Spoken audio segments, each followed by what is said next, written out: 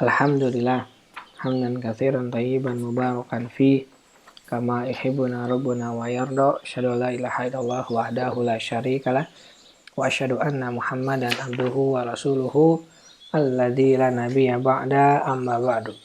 Kita lanjutkan pembacaan Taisir Karimir Rahman fi Tafsir Kalamil Manan yang ditulis oleh Syekh Abdurrahman bin Nasir As-Sa'di.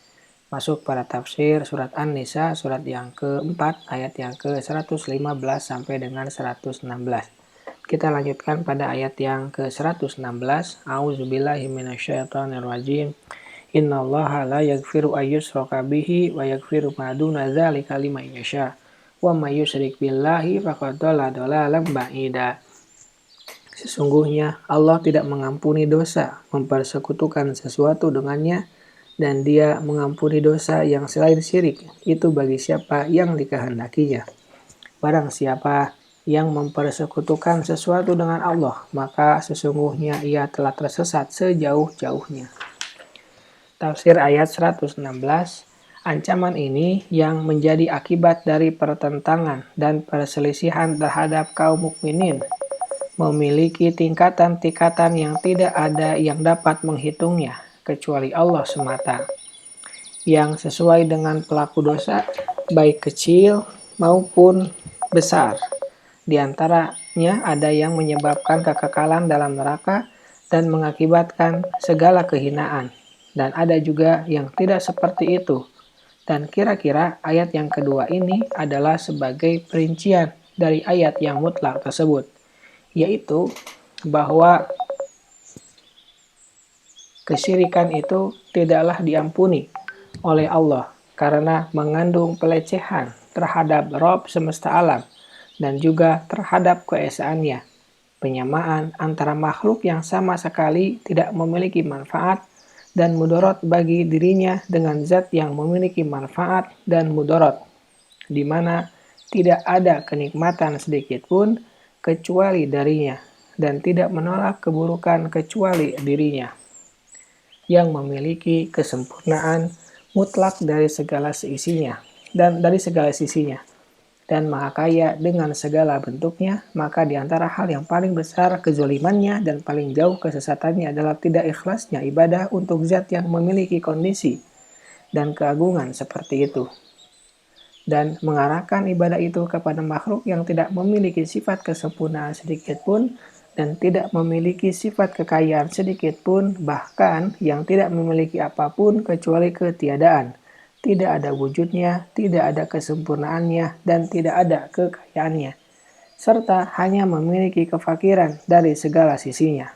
Sedangkan kesalahan dan dosa selain syirik, maka ia terletak di bawah kehendak Allah.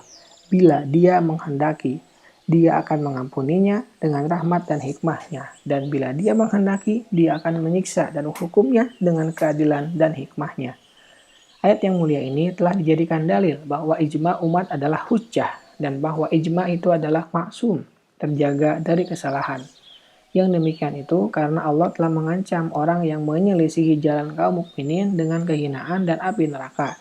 Jalan kaum mukminin ini adalah sebuah kata tunggal yang bersandar meliputi segala perkara yang ada pada kaum mukminin, baik akidah maupun perbuatan. Lalu bila mereka telah sepakat atas wajibnya suatu perkara, atau menganjurkannya, atau mengharamkannya, atau memakruhkannya, atau membolehkannya, maka inilah jalan mereka. Dan barang siapa yang menyelisihi mereka pada suatu hal dari itu semua setelah terjadinya ijma mereka atas hal tersebut, maka sesungguhnya ia telah mengikuti selain jalan mereka. Dan firman Allah Subhanahu wa Ta'ala yang menunjukkan akan hal tersebut adalah kuntum khaira ummatin ukhrijat linnasi ta'muruna bil ma'rufi wa tanhauna 'anil munkar. Kamu adalah umat yang terbaik yang dilahirkan untuk manusia, menyuruh kepada yang ma'ruf dan mencegah dari yang mungkar. Ali Imran ayat ke-110.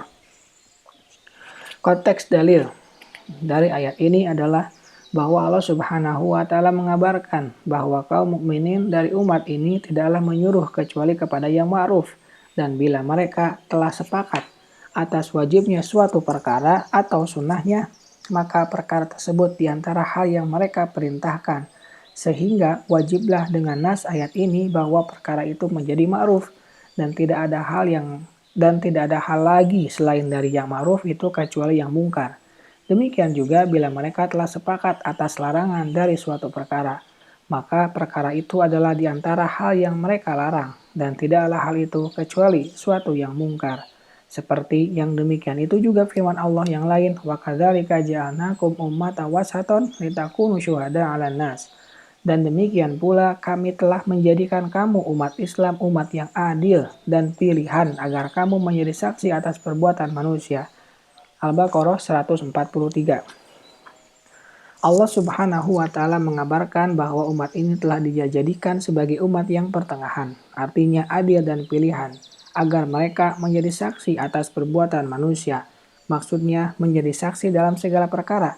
Bila mereka telah bersaksi atas suatu hukum bahwa Allah Subhanahu wa taala memerintahkannya atau melarang darinya atau membolehkannya, sesungguhnya kesaksian mereka itu adalah maksum karena mereka mengetahui apa yang mereka persaksikan dan berlaku adil dalam hal tersebut. Sekiranya saja perkara ini berbeda dengan yang demikian itu, maka mereka tidaklah akan menjadi orang-orang yang adil dalam persaksian mereka dan tidak pula mereka mengetahuinya. Contoh yang sama juga dalam firman Allah Subhanahu wa taala, "Fa in tanazatum fi syai'in farudduhu ila Allahi war Rasul." Kemudian, jika kamu berlainan pendapat tentang sesuatu, maka kembalikanlah ia kepada Allah, Al-Quran dan Rasul sunnahnya. An-Nisa 59. Dari ayat ini dapat dipahami bahwasanya perkara yang tidak mereka perselisihkan, akan tetapi mereka sepakati, maka tidaklah mereka diperintahkan untuk mengembalikannya kepada Al-Quran dan As-Sunnah. Yang demikian itu tidaklah terjadi, kecuali karena perkara tersebut sesuai dengan Al-Quran dan As-Sunnah dan tidak menyelisihi keduanya. Dalil-dalil ini dan yang semacamnya menunjukkan keyakinan bahwa ijma' umat ini adalah suatu hujah yang kuat. Karena itulah Allah menjelaskan jeleknya kesesatan kaum musyrikin dalam firman-Nya di ayat yang berikutnya. Subhanaka Allahumma wa bihamdika asyhadu an la ilaha illa anta astaghfiruka wa atubu ilaik. Assalamualaikum warahmatullahi wabarakatuh.